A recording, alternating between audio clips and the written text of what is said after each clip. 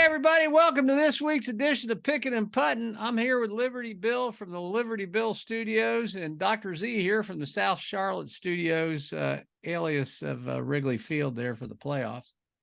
And this is our Halloween episode, although we don't look like it. We should have dressed for the part. But how you doing, Billy? Hang on, I'll go get my mask real quick. Well, some people would say I'm already wearing one, so, the hell with that. So I'm going to be Gru from Despicable Me, all you Minions fans out there. I'll be Gru on Halloween night. Okay, that sounds pretty good. Yeah, I take a water aerobics class, and they want you to wear a Halloween costume. How the hell do you do that? I haven't figured that'll be fun. I haven't figured that one out yet. It's me and a lot of older lady folks, so I don't know what the heck I don't know, but I'm not going there. Well, you got any shout outs for this week, Billy? Yeah, I want to give a shout out to Caitlin Clark with women's basketball season firing up here again. The Iowa women, they're having a practice outside at the football stadium. They're going to have like 60,000 people there. And she just continues to be a great ambassador for the game. Unfortunately, I will be out of town when she plays right here in Charlotte against Virginia Tech. Iowa's playing Virginia Tech in the Ally Classic. And fun fact, the Iowa women's basketball team, I think the number is $30,000 they're getting paid to play in that game. That's more than the men's basketball team is getting paid to pay anywhere. So Iowa women's basketball continues to be a strong brand. Shout out to Caitlin Clark. Go win a national title. Well, you know what I think is so cool about all this is it started with what, the Nebraska volleyball thing? Yeah, that was really cool too. People are figured out that they can take women's sports. And I mean, for example, you could take lacrosse. There's a lot, field hockey. There's a whole lot of great sports that you can, and you'll get, 30, 40,000 people, because that's people like kids. So, and you know what the Big Ten networks figured out is they'll follow up a football game or a men's basketball game with wrestling or a women's volleyball. And they've noticed people just keep watching because it's entertaining. Yeah. Well, so it's good for the advertisers. Yep, exactly. Yeah, cool. Well, I got a couple shout outs. I'll do them real quick.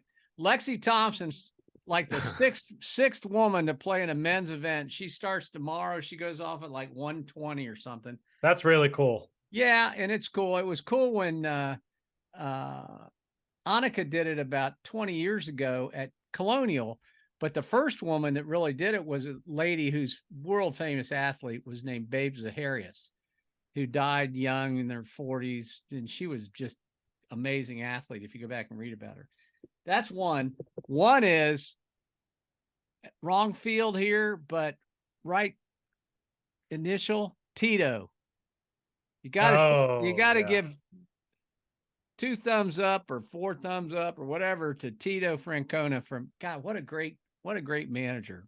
I gotta find my book. I've read his autobiography, and it's a great book. I gotta pass that along. Well, and he's one of those great guys, just like I could have been in the front row, that guy, But and then I got another good one and another bad one. I can't help but call out Mario Cristobal, because if you don't ever take a knee the rest of your life, he needs to just say, okay, we need a clock manager, because he did something similar at Oregon with Southern Cal or something. And he's a great coach, a great recruiter. And I'm scared for North Carolina this weekend, because you should be.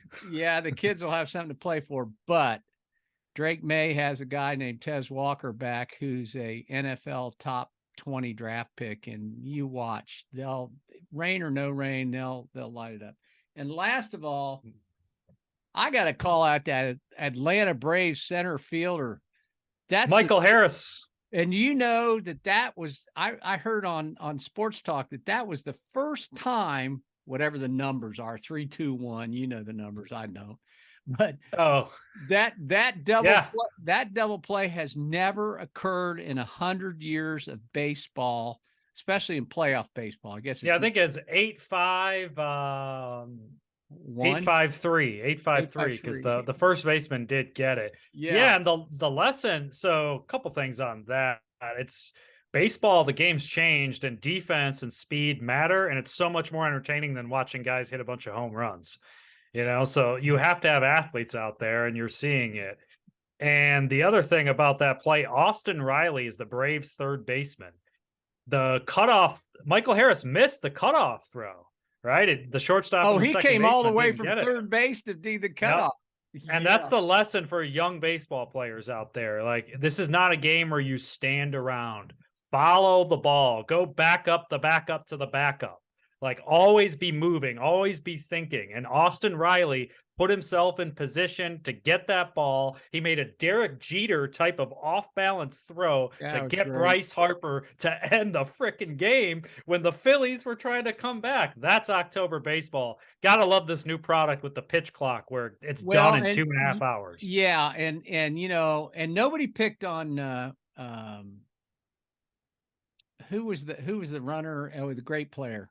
Bryce Harper, yeah. Yeah, Bryce Harper. I mean, he was doing what anybody would have done. I mean, the odds that you were going to get back on that, it's just crazy, So, yeah, that was very cool. I saw that. I watched the replay of that, and I watched the replay of Georgia Tech, Miami, and I go, sports is crazy. And I'll give a shout out to the Chicago Cubs fans as well. Very disappointing end to the season, but I gotta say, 20 years ago, Cubs fans would have been like, "Oh, that was a fun season. We almost made the playoffs. Go Cubbies, the lovable losers." Now they want everybody fired. They're going after the owner. Good, great. For me, I'm totally fine. They weren't going to win the World Series anyway. Now their general manager can go to the owners, say you got to spend more money. It's all good.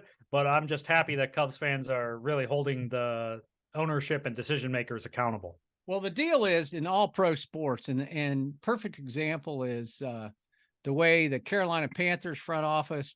I'm not going to pick on them. We live in that market.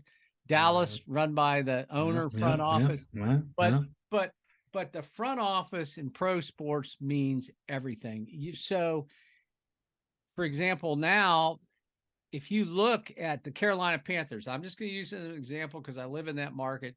But 18 months ago, we had Christian McCaffrey and DJ Moore. And so, okay, we sold the farm to get a quarterback, which I understand. They had gone through the market for that, but you could have probably hung in there and these the quarterback depth, you take Anthony Richardson and now they don't know. It's a crapshoot. It's like 50-50. And as it turns out, I think they probably wishes they'd taken CJ Stroud, but you never know. You can't. The two things of sports I'll say about recruiting. If I went in and I was a front office manager, they always say you can't develop speed and you can't develop size. Yep. And it's the same thing for Wembayana at the Spurs. He right now is 25-12 a game right now. He's all NBA right now. Connor Bedard, 18 years old, made his debut for the Blackhawks. They say he's the next Wayne Gretzky. Same thing, but for the Panthers, the hockey player. Yeah. We'll see. And he got a point. He got a point, right? Yeah, he got a point. I guess I didn't see any of the game, but I guess he looked good. But like Bryce Young, we'll see. Let's set Bryce Young, CJ Stroud aside. I'm not out on Bryce Young yet, but it's fair. We can declare today that the Bears won that trade. Like, you don't give up all that to just flip the coin. If you're going to do that, it has to be for Peyton Manning, Andrew Luck, Drake Bay, somebody like that. Like, they should have just held back and just taken CJ Stroud or Anthony Richardson or Bryce Young. Like, to act like it's so definitive that Bryce Young's going to be that great to give up all those picks. And here's and they've already given the Bears the number 1 pick next year because they'll have the worst record. Yep. But the one that gets me about all this stuff is that college doesn't always translate to the pro game. I'm sorry. I listened to Mike Wilbon on PTI, and he's so sold on the Southern Cal guy who won the Heisman. I'm not. And I am not because he's a system player. If I want a pro style court, I'll tell you the steal of the pro draft that I know because I see him in person. It's kind of like I knew that now he's become road to the mill quarterback in Minnesota, but The kid, He's fine though. yeah, Cousins but is yeah, fine. yes, You and can win a Super Bowl with Kirk Cousins. and the quarterback at Washington, they got a steal with Sam Howell in the 5th round. The guy could throw a 80-yard ball and drop it in a basket, and nobody picks up on that. Come on, Yep. guys. I They mean, overthink it. And to your point about Caleb Williams, I love watching the highlights, but so much of it is out of structure where he's spending 10 seconds running around and then just throwing it up to a 5-star receiver. And that doesn't really translate to the NFL. Whereas you look at Drake May, he's sitting in the pocket, he's making his reads, and he's firing the ball. That does translate to the NFL. We're going through this right now as Bears fans.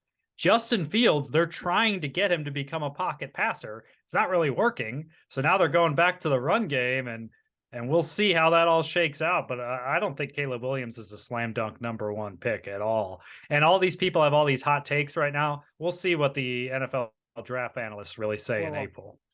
Here's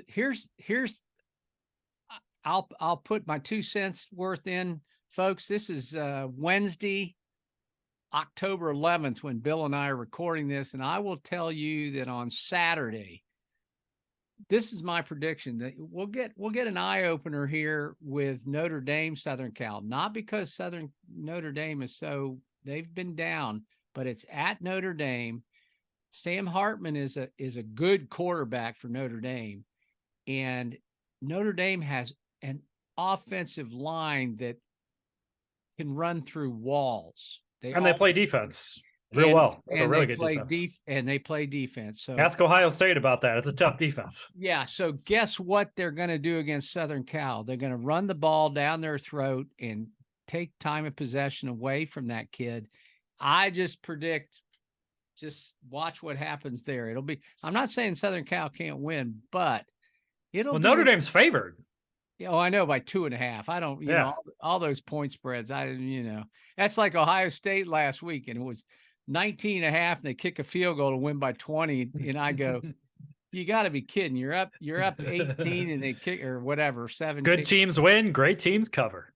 Yeah. So that bogged me, but that, you did good on that. So whatever.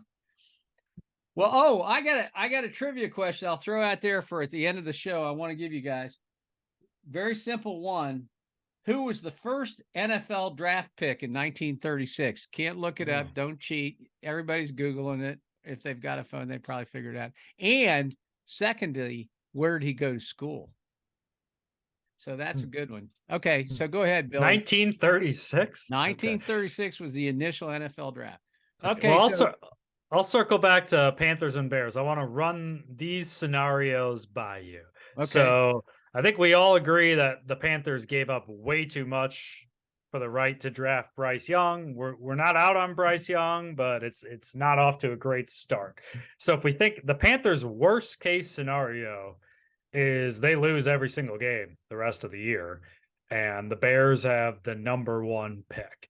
Their best case scenario, I was looking at the schedule, they could win 6 or 7 games. And what you really want to see, though, if you're a Panthers fan, is they need to either get a huge return for Brian Burns, or they need to sign him to a long-term extension. So that has to happen. And then #2, you really want to see Bryce Young.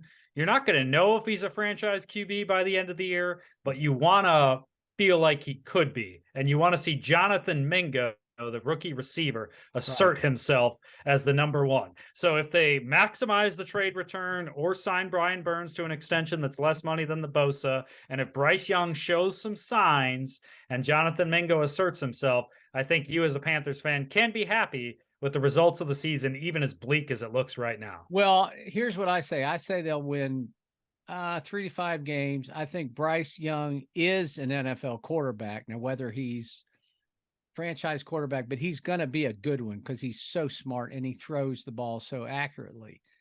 What I would say in terms of the Carolina Panthers for this year is if they really want to test the waters and stretch the limits and improve, then they got to pick up a wide receiver, a #1 in free agency. Justin Jefferson might become available if the Vikings do a total rebuild. Without giving up the farm. Not turning around and saying, okay, we're giving up our linebacking core and our left tackle. Come on.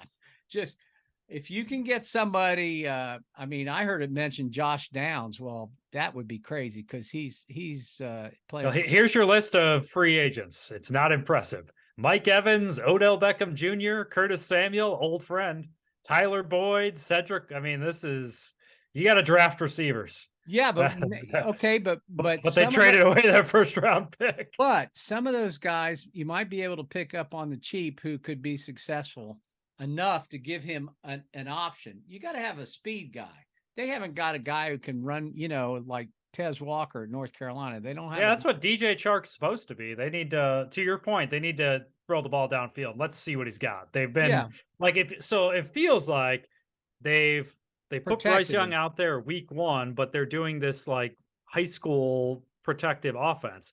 If you're going to do that, just play Andy Dalton and let Bryce Young sit and learn.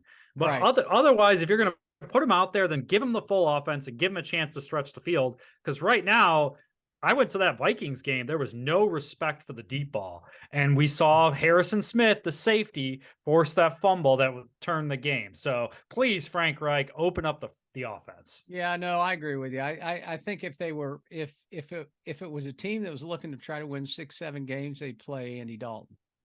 No question. No question. Yep.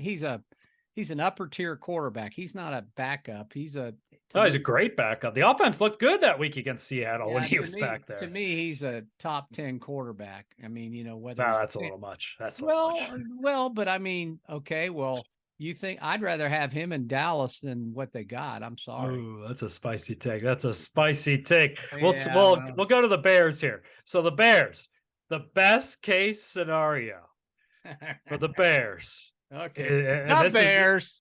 There's a lot of levels to this. So I've thought a lot about this. So they only win 4 to 5 games. Okay.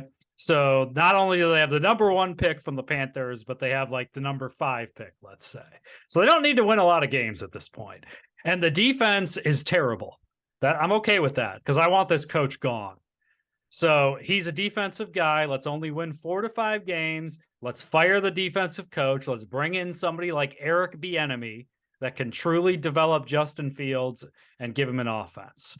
And that best case scenario also involves you thinking Justin Fields is the franchise quarterback of the future. You sign him to an extension. You enter next year with the number 1 pick, a top 5 pick, the second most cap space in the league, and your quarterback. You're ready to go. But there is a worst case scenario here. Let's say they win 7 or 8 games, so they don't have that good of a pick. And let's say Justin Fields continues to be a really good runner, but you're not sure if he's a pocket passer. You've got to make that 50-year option decision before the season starts next year. And oh, by the way, if you have the Panthers' number 1 pick, do you draft Caleb Williams? Do you draft Drake May? Do you trade Justin Fields? That's going to get complicated. So the Bears have to find out, can Justin Fields be a pocket passing franchise quarterback over the next 3 months? Otherwise, they're going to have a tough decision to make. If they can trade away that number 1 pick, think about the haul that they could get for that. So we'll see, but it's all on, is Fields the guy or not? And candidly, as I'm sitting here right now, I would lean towards no. I don't think Justin Fields is the guy. I want to draft Drake May with the 2nd overall pick. That's as I'm sitting here today on October 11th. Well, one of the things I was going to bring up there while you were talking is that bothers me is I don't think the way the world's set up now, nobody has the patience to give a coach the time. In other words, just like the quarterbacks, everybody wants instant gratification. And I understand Chicago's plight. I didn't even like the coach before they hired him. I mean, like, defensive coaches don't really work now. We need an offensive coach to help Justin Fields. So that's what that is. The quarterbacks are the ones that I don't think get enough time. Look at Geno Smith in Seattle. They ran him out of New York before he even played like a full season. And now he's a viable starting quarterback out in Seattle. Well, it's also, yes. And it's also the deal where I think the really good head coaches, if they're smart, learn how to delegate.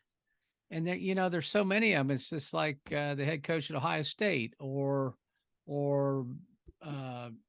good golly, the head coach of the Denver Broncos, Oh, they call all the plays and they're here. And I really think you have to be willing to hire really success. I will tell you that living in this part of the world, that is one of the weaknesses, strengths of whatever of Mac Brown. Mac Brown hires a great coaching CEO. he's a CEO. He hires a coaching staff, and if you watch him on the sidelines, any of you folks around the country, you watch him on the sidelines. He doesn't wear a headset, and he doesn't. The offensive coordinator calls the plays. The defensive coordinator calls the plays. If there's an interaction to say, "Go for it, do this," he looks over and he does whatever. But he doesn't do he does it on the practice field, but not on. Now he makes, obviously at halftime they make adjustments and stuff, but I think that, to me, in the NFL, for example, I think that's the way you got to coach. You have to, because there's so much going on, and it'll be interesting. Bill Belichick might get fired. Mike Tomlin. I mean, you might see some big names out there. Well, this I think offseason. I don't think you'll see Tomlin fired, because that's not the way of the ownership there. I mean, they've stuck with him. They have their ups and downs and Yep. whatever. The other one, who was the other one you just? Belichick. Oh, Belichick. What I think is it's like anything else. It's been proven, they had a system, they had a great quarterback who played the system, whatever. I think it's time for Bill to just ride off into the sunset. Yeah, he should. His winning percentage without Tom Brady is 48%. It's below 500. Yeah, but here's the deal. He's got is it Hallis wins in his sights? Oh yeah. So yeah, he's chasing ghosts. He's chasing ghosts, and it ain't going to happen at 5 wins a year for the next 5 years. If he wants ghosts, he's going to have to win 10 games, and it isn't happening with the way it's running there now. They're bored. Oh yeah, it's actually Don Shula is 328, George Hallis 318, and then Bill Belichick 299. So no, that's not going to happen. You know who's high up on this list? That's kind of Marty Schottenheimer, 200 career wins, 7th on this list. Yeah. Shout out to Marty Schottenheimer. Well, he was a great coach in Cleveland, Kansas City, San Diego. Yeah, I mean, he was. It's like my favorite coach when I was younger was Don Coryell. Guy, he coached the San Diego Chargers back when they, Berman would talk about him being, the lightning bolts, and they wore those blue and the powder blue. In fact, I was just listening to the ACC network, and there's a great show in the afternoons now on AC with Pac-Man, Mark Packer, and they had an old Georgia Tech quarterback on there this afternoon, and was kind of interesting. They were talking about the oh golly, my mind just blanked. Anyways, forget about it. It'll come. Well, back. It's a good segue to college football. Who's going to win the Big Ten East? Michigan. I'm a Ohio State guy, but that game is in the big house, right? It's in the big house. Yeah. They're dominating. Like, their starters haven't even played for the fourth quarter yet, but they haven't played anybody. If in my heart of hearts, I'm an Ohio State guy who I'd love to see step up to the plate for once is Penn State. But that's my pick. I think this is Penn State's best team that James Franklin has had. The only thing they're missing in their statistical profile is big plays, deep passes. It almost feels like they're holding them for the Ohio State game coming up next weekend. Yeah. Well, that's the deal. That's a big one. And then Ohio State has to go to the big house. It's the same stuff every year. I mean, I don't know. In the West with your school, Iowa and Wisconsin, but sorry to say, whoever wins that's a walkover for the East, I think. So yeah, it's a fascinating matchup. Wisconsin hired Luke Fickell.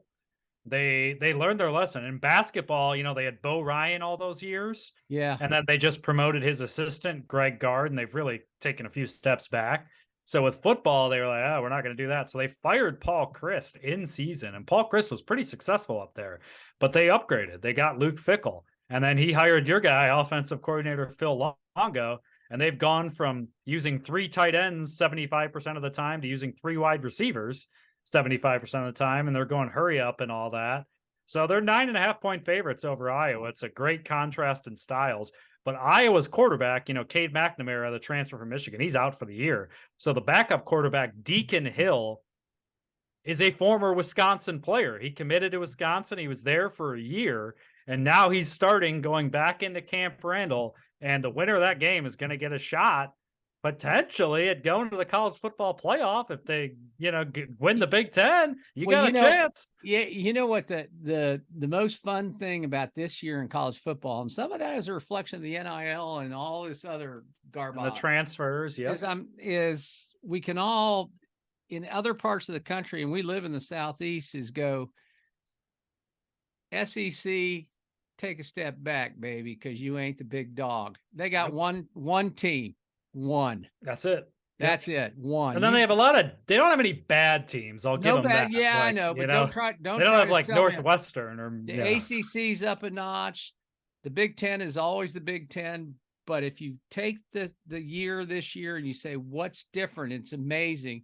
It's the Pac-12, Big 12, ACC, SEC, Big Ten. That's how I rank them. Yeah, the Pac-12's the best. Oregon, Washington this Saturday. Oh, it's a Saturday, and that's a tough one. That's in Seattle.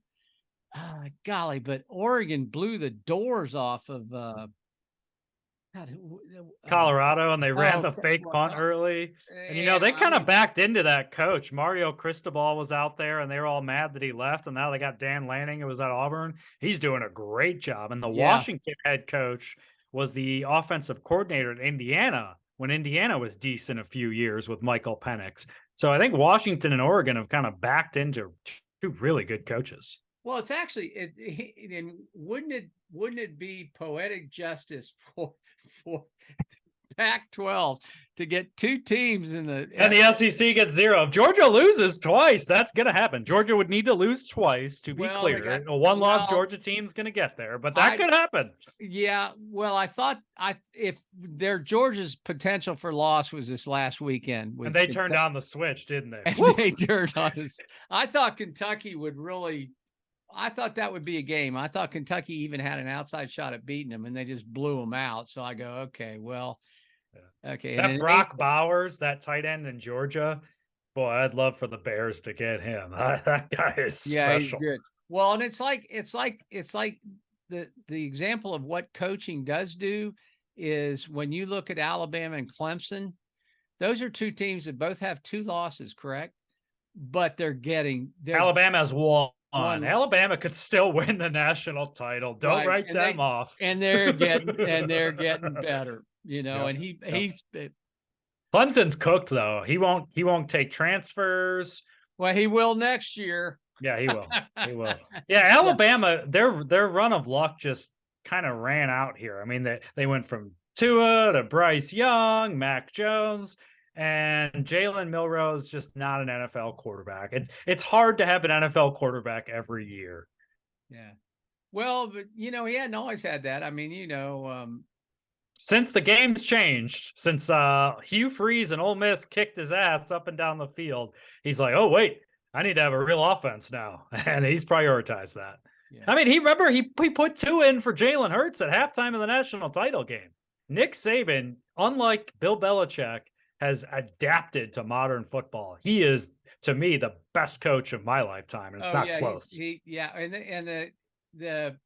But college football is exactly like the NFL in that there's one position that matters. Yep, one position, and if you got that guy, it's like we said. You look at Ohio State, you look at Alabama, you look at Georgia.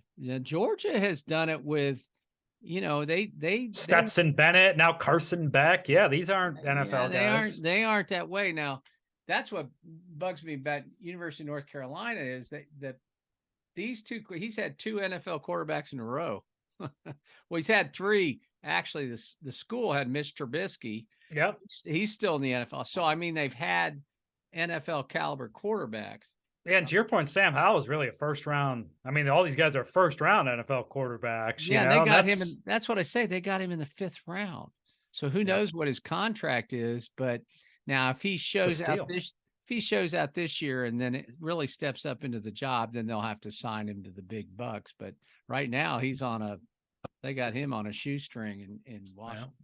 Well, big game for Carolina Saturday night with Miami coming to town. We'll find out, is Carolina's defense really better? I mean, this is going to be the best offense they'll have seen.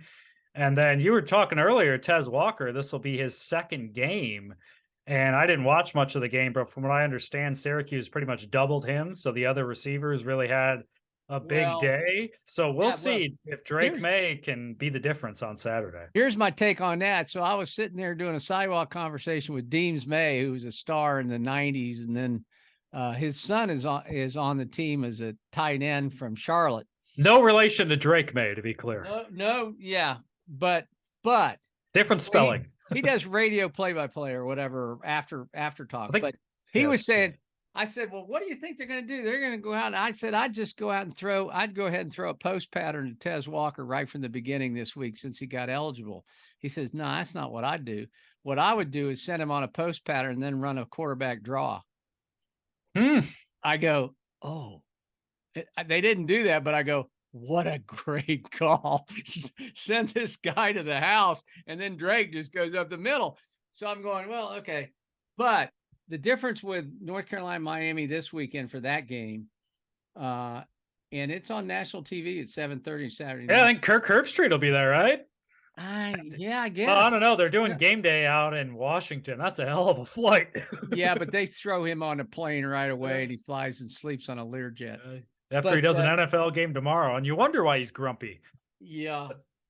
Well, anyways, what I was going to say was he, golly, Drake May, what were we saying? God, I keep going. I'm blanking on these things. Tez Walker. Well, the deal with Tez Walker was he was declared eligible Wednesday night. So he met with the coach and they threw in some stuff. This week he's practiced all summer with Drake May. This week he's stepped up. He's full week of practice. That's a good point. And they'll have him in the game plan. So I am fully, and they showed a couple of videos I saw of last week's game where he ran a straight post down and he ran right by the D-back, but Drake didn't see him. Drake will see him this week because it'll be part of the game plan. Okay, if we're calling him on a streak, they can't keep up with him, nail him. He's like 6'4", runs he's one of those kids. He's going right to the NFL. I mean, it'll be interesting. I was looking at the kind of advanced stats, and Carolina's really been running the ball on early downs a lot more this year. I'm guessing to kind of ease the pressure off Drake a little bit. But outside of the App State game, they haven't really been successful. And this Miami front seven is probably the best in the ACC in terms of front seven defense. So if I were North Carolina, I would flip the script. I would call a lot of first down passes, not necessarily deep shots, but maybe play action, first down passes, and then run the ball. That's what I would do on offense. Well, that's what they'll do. And they'll do some screening and stuff. Yep. And then I'm curious, are you buying this defense? I mean, the transfer, the cornerback Hussey from Tennessee State or Tennessee Tech, some small school. He looks really good. And then you still got Cedric Gray in the middle. And then I told you when I went to the opening game here in Charlotte against South Carolina, the guy who really flashed to me and keeps flashing is that Rucker. They have him in that jack position, that Rucker. Kid that came from Florida State? They got a transfer from Florida State. The one kid. Maybe. Not this guy. Came on Rucker. Okay. Well, anyways, I agree with you. Do you think it's for real? I think the UNC defense is for real. No, I think it is as good as it's shown. Well, and understand they've got a head coach of the defense who's a head coach, Gene Chizik. So he won a national championship. And actually, because of who they had coming back, Mac Brown basically got down on his knees and said, "You will come back." And I'm sure Gene Chiswick for, yeah, okay, I can come back for a couple million a year to be the Well, defense. and sometimes it takes a year to get your, they brought in a totally new system with Gene Oh, Chiswick. So yeah. Oh, awesome. Yeah, I agree with you. I don't, this is the year it'll actually be fun. Well, think about it. Last year was kind of fun. You had TCU and nobody yeah, saw that coming. yeah. And I think this year will be similar. This is the one year where it really would have been fun to have 8 teams. Yeah, of course. The last year before they expand. Yeah, Of because course. oh my God, there is no dominant. I mean, everybody 100% is going to say who's the most dominant team. We're going to go Georgia, and then everything else after Georgia is, well, I like Michigan, I like North Carolina, I like Southern Cal, I like Oregon. Who the hell knows? Going to be a lot of fun. This Saturday is a really good slate. I can't wait. Iowa, Wisconsin into Carolina, Miami. That's going to be a really nice afternoon. And not so fast, my friend.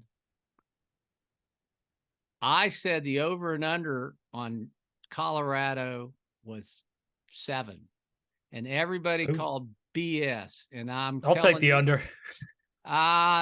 Still, the people were taking. They've already at 3. They're going to get. Oh, they're at 3. Okay. Yeah, they're going to get. Yeah, they're 3-2. They're going to get to. They're going to, believe it or not, they're going to get to 6 wins. I don't know that they'll get the over and under. The literal betting over and under was 6.5, I think. It's going to be close. They'll beat Stanford Friday night, especially they're getting that guy that plays 2 ways back. But then, I mean, it's a murders, and they'll beat Arizona. So there's 5. But then UCLA, Oregon State, Washington State, Utah. It's a murderer's row, like you were saying earlier out there. That's pretty tough. Except their quarterback is the real deal. His son is the real deal. So, and by the way, look out. Here's a prediction for you. Coach Prime, not next year, because his son, I think, will be back next year. So 2025, Jimbo Fisher, they buy him out in Texas A&M. Coach Prime takes the rodeo down to Aggie Land in the SEC. That's my prediction. Heard it here first. You know what? Couple of things there. I don't think so for 2 reasons. One is he's got a fair amount of health issues. And you don't see all that, but he's playing through a lot of health stuff this year. In fact, watch him when he walks off the field. Yeah, no, his leg. It's not my, I know. Does that altitude help? No. But yeah, that's a good point. No, it doesn't. But here's another point is, I think, yes, he's got his kids and stuff, but he's at a state institution. Colorado was in the when you were a kid, when you were born, for 25 years, Colorado was one of the top 10 football programs. Oh yeah, Cordell Stewart, Michael Westbrook. You kidding me? Gary Barnett, by the way, is the radio analyst. If you ever catch a Colorado game on the radio, it's awesome. Well, and except for the fact that Bear Bryant coached there at Texas A&M for a short stay and then moved to Alabama. As much as they've got the 12th man and they got all the money in the world, it's just not a draw for me to go to Texas A&M. I would rather stay at a state school.